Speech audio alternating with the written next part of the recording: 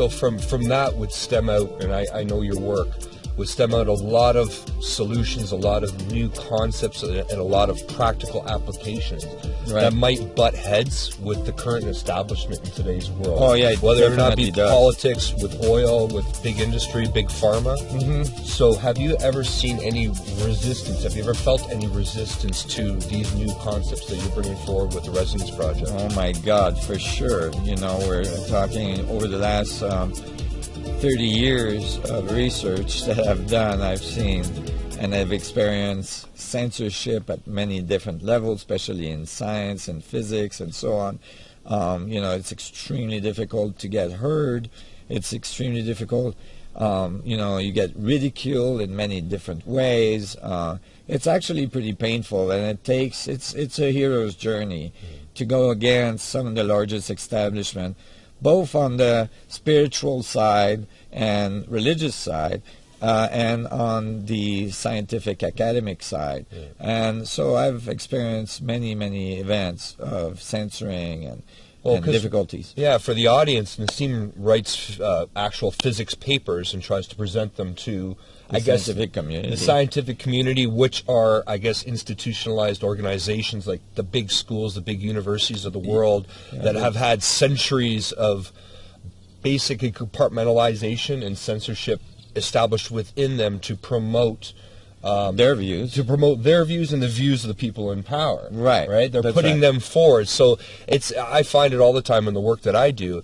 It's one thing to do an event or to do a talk with someone that doesn't have the name doctor in front of their name. But as soon as you stick the name doctor in front of their name, everybody wants to listen to them. So it's almost like just because an institution writes you a certificate saying you passed our course, then you are gifted enough to go out and spread this knowledge. But meanwhile, the knowledge that they're trying to spread is being censored all along the way. So and then on top of it, incredibly, is that if you look in history and you look at previous moments in history where there was great advancements in science, it typically didn't come from the institutions of the time. It typically came from independent researchers, people that thought completely outside the box, differently, and that upset the apple cards, and they were censored, they were persecuted, they were, and eventually people went, oh, but maybe he's right. And often it was too late. They had either killed the person or,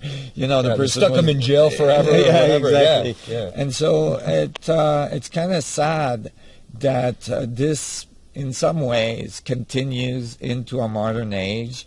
Science should not be about dogma and believing that something is specifically that way. It should be open to any ideas, and then the ideas that are correct will, eventually come out of the bunch, and the rest will weed out. And this is the way science is truly meant to be. So that therefore the actual wording of the scientific method is something that you hold true to yourself. If it's applied properly, it actually works. That's right. And it shouldn't be about what degrees someone has or not. Einstein wrote relativity long before he got a PhD and so on. It just is critical that in fact, in order for somebody to come up with something new and outside the box and more evolved than what it is, that person has to be able to step out of what's being taught in the universities every day and all the indoctrination that goes on in some ways, not necessarily voluntarily, but it's just that if you learn these things, you're going to tend to think that way, and if you continue to think the same way everybody else is thinking, you're going to arrive at the same point, and you're not going to be able to move very far the field of investigation you're in. You might be able to move it a little bit, but you might be moving it in the wrong direction because you went with everybody else as well. So, in order for, a big quantum jump in our understanding to happen, for it to happen, it has to be somebody that is thinking outside the box. Yeah, no, I agree 100%. And this begs the question then. Everybody knows that there seems to be a pressing need for immediate change in the world today, and what the work that you're doing with the Resonance Project Foundation, it's not only physics, it's also environmental, it's also health-based theories and practices and solutions. Right. What would happen if, and I urge everybody to check out his website and the foundation's website, what would happen if an institution goes, you know what, Nassim, you are right, come with us. You now you got full funding and you got the run of the show. What would you do in that situation? What would happen if they tried to bring you into the fold? Would you see that as a means to control the output of your foundation, or is that something that you would welcome? Oh, we are approached and we do collaborate with people that are very much in the mainstream and mainstream institution, financial and scientific and so on. People are not necessarily aware of it, but we do, and because we don't want to do what, we don't want to segregate like we have been segregated. Right. We have to bring everybody together. Yeah. We have to all evolve. So it's not us against them. It's not an us against them thing. We and absolutely more and more of the scientific community and the institutional community are interested. Yeah. And in fact, the foundation right now is undergoing some changes that involve the private sector and all this stuff.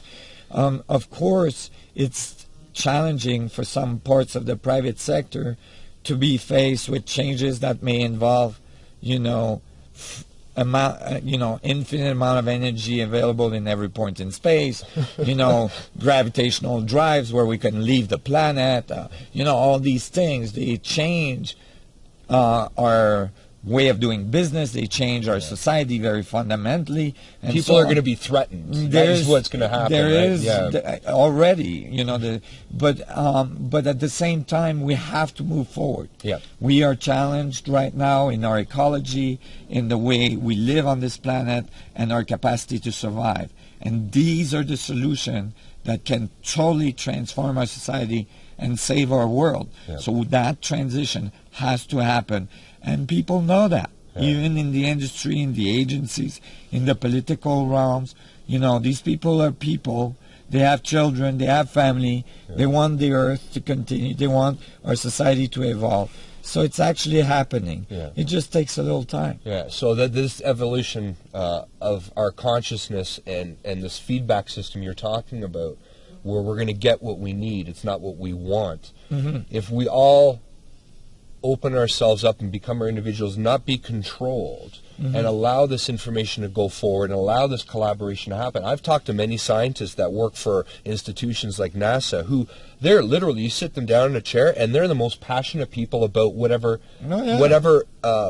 subject they're on, but they still get thrown under that blanket of, well, you're working for a government organization, so you're all corrupt. And I personally, my opinion is we got to let that go. Right. We got to let that go. We got to be able to cooperate with each other. We got to be able to give a little bit of amnesty for the people that work for these government organizations, for them to come out. And I'm sure you talk to them too. They love your concepts. Absolutely. So some of them are very excited about what I'm doing, and they might not publicly talk about it. And many of them don't, because if they do, then they're under big duress from their peers and their funding and institution.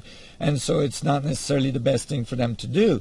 But they incorporate a lot of the stuff I do and others in their thought process and all this. And it's changing the world slowly from the inside. Right. And it's not because somebody works for a governmental agency or even for the military or whatever, that they're not people. They're people.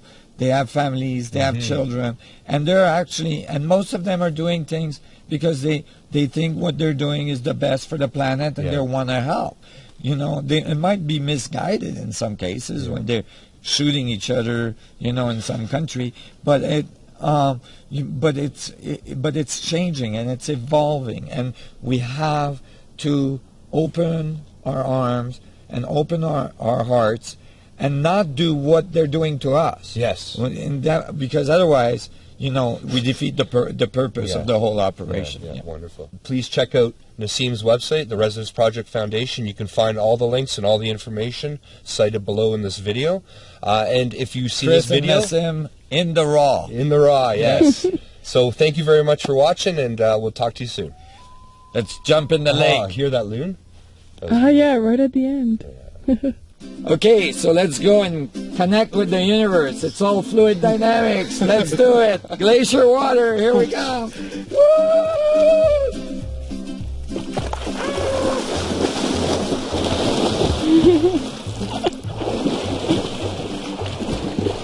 Whoa! Whoa!